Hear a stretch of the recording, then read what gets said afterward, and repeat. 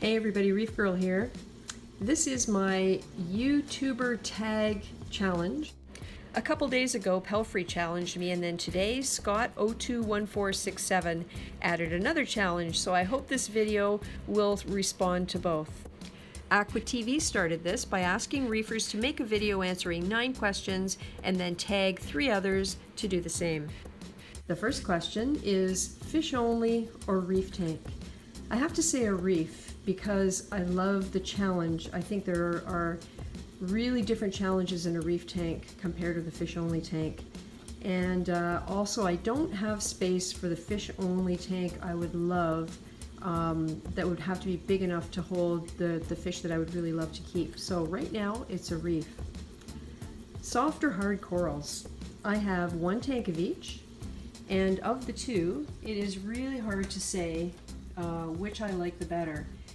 But over the past 6 months or so, I've come to realize that I specifically love LPS corals. And I think it's because the wide variety of them, they don't require expert care to make them healthy. You just have to pay attention to what's going on in your tank and be able to respond to it. And just the sheer variety of what's available, their textures and colors and forms, it just amazes me what there is out there, and we're always finding new ones. Not to say I don't love my bird's nests and acros, but that's a recent thing for me, and I have to wait and see whether the work that they require has a payoff, just for me anyway. My favorite coral has to be the long tentacle plate coral. This was question number 3. What is your favorite coral? And it's this guy right here. I love the form of it. I love the tentacles. They're so elegant. The only problem is I'm not giving this guy enough space, and I think some of his tentacles are getting beat up on the rocks. And I feel really bad about that. So another reason to really try and get a bigger tank. So who knows, that might be sooner than we think. My favorite fish has to be the flame hawkfish. I used to have that fish in this tank, or actually it was the precursor of this tank. So it was in a mixed reef, and he did really, really well until I introduced some Rainford gobies that I believe had marine velvet. And within about 3 days, my flame hawkfish was covered in powder and had perished. So he's one of 2 fish I ever named, and he was called Neville. Someday I will get another one. Right now I don't have the space for it, but I will get one again. My least favorite coral has to be the green zoos or pallies, whatever they were, that made me sick. And they were in this aquarium, and those of you who have seen my prior videos on rescaping this aquarium, and also the video on the palitoxin potential, was I stupid? Check that out, and that's where you'll see those polyps. They were extremely invasive. They got everywhere, and in fact I regularly get rid of some that are here, that pop up here and there, that obviously I didn't get all of it. I keep an eagle eye out for those things because they take over so quickly and you can't control it. So yeah, least favorite coral has to be those green pallies. These other zoos, I feel like they can be controlled, or they don't grow so fast, whatever that is, but so I can have those, but nah, those green ones, never again. My least favorite fish, I have not found that yet.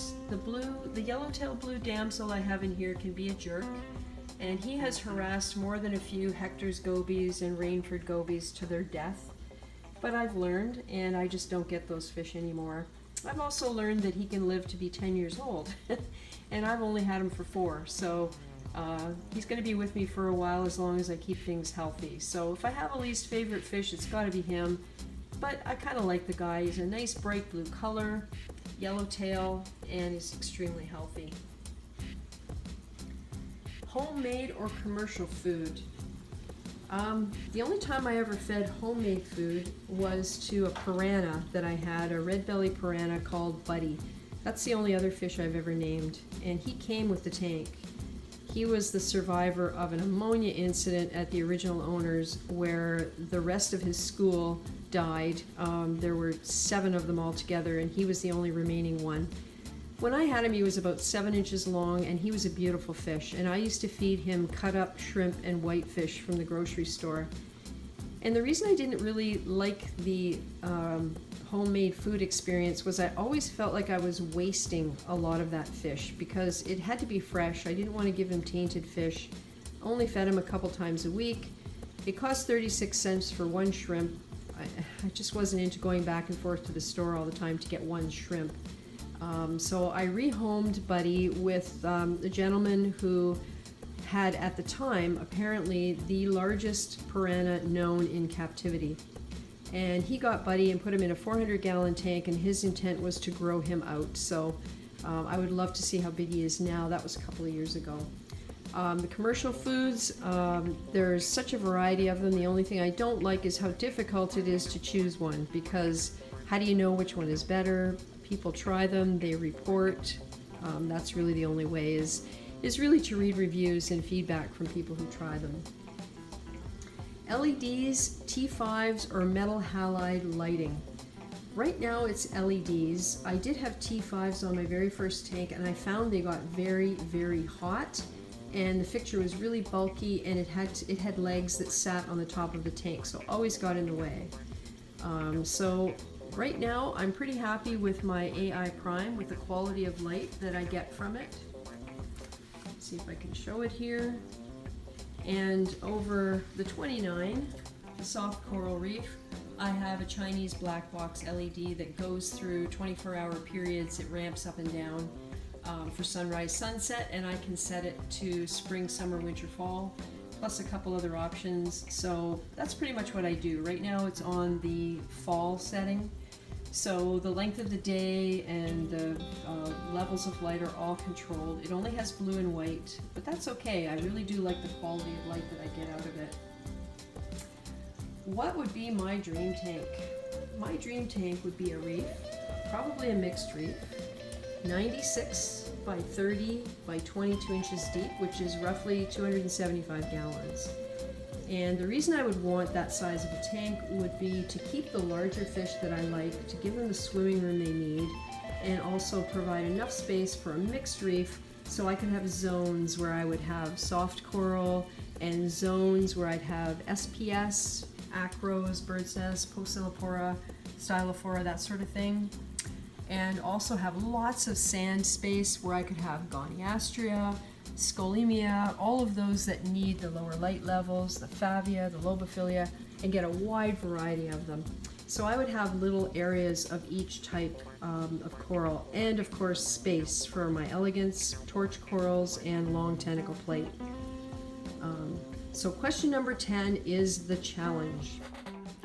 I did a lot of thinking about who I'd like to challenge, and I've decided on a couple of people who I think deserve more subscribers, more attention. I don't know if all of them are subscribers of mine, but I guess we'll find out. The first is Paul Glass, Paulglass. This guy has an awesome tank, and he often posts short videos with specific species of fish and coral that he has that are really interesting. So Paul Glass. The second one is Aquatic Tanks by MJ. MJ is a wealth of information. He knows his stuff. He has a lot of experience. He's not afraid to try different things, and he's new to saltwater, so he's still learning and documenting what goes on. So interesting to watch his videos and see what he has to say. So Aquatic Tanks by MJ. And the third but not the least is JASSIMPS, JASSIMPS. This guy has an amazing tank, and he doesn't often have voiceovers or anything on his videos, but the stuff he has in there is beautiful. It's well kept, it's healthy, and it's always interesting to watch his videos. So those three, hopefully they'll take up the challenge. Hopefully they'll see this video. And I'm saying you're it, you guys, in this YouTube tag. Thanks everybody for taking the time to watch this. It was a really interesting thing to do, and I first saw it on Psychedelic Babe's channel, and it's come along to me now from Pelphrey and Scott021467, and it's been interesting to kind of sit back and think about some of these things, because we don't often consider the ups and downs, the goods, the bads. We just go from day to day. Well, at least if you're me, you go from day to day hoping nothing needs to be rescued. We'll talk to you soon.